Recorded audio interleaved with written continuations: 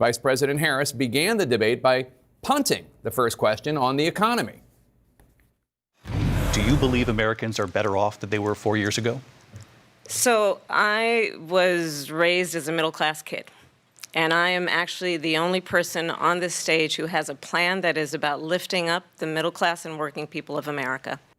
It went on from there. Despite the economy being the #1 issue facing the country, the sitting vice president generally reverted to talking points about a few of her policy proposals. Even Harris allies today are saying that she needs to talk more about what she will do for Americans if elected.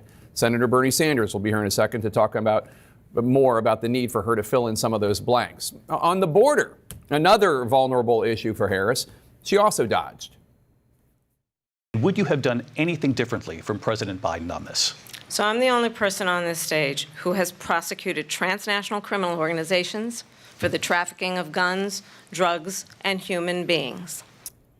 Okay, that wasn't the question. When asked how she would break through the Israel-Hamas war stalemate, Harris said this. We need a ceasefire deal and we need the hostages out. And so we will continue to work around the clock on that. Okay, but again, how? Trump, meanwhile, was also busy not answering big questions. His non-answers were in many ways revealing in different ways. He would not say whether or not he'd veto a national abortion ban. I'm not in favor of abortion ban, but it doesn't matter because this issue has now been taken over by the states. Would you veto a national abortion ban if it came to your desk? Well, I won't have to. He never gave a yes or no on that. And Mr. Trump would also not say that Ukraine winning the war against Russia would be in America's best interest. I think it's the U.S. best interest to get this war finished and just get it done. All right. Negotiate a deal.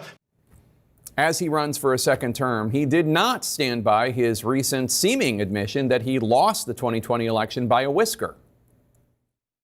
I said that? Are you now acknowledging that you lost in 2020? No, I don't acknowledge that at all.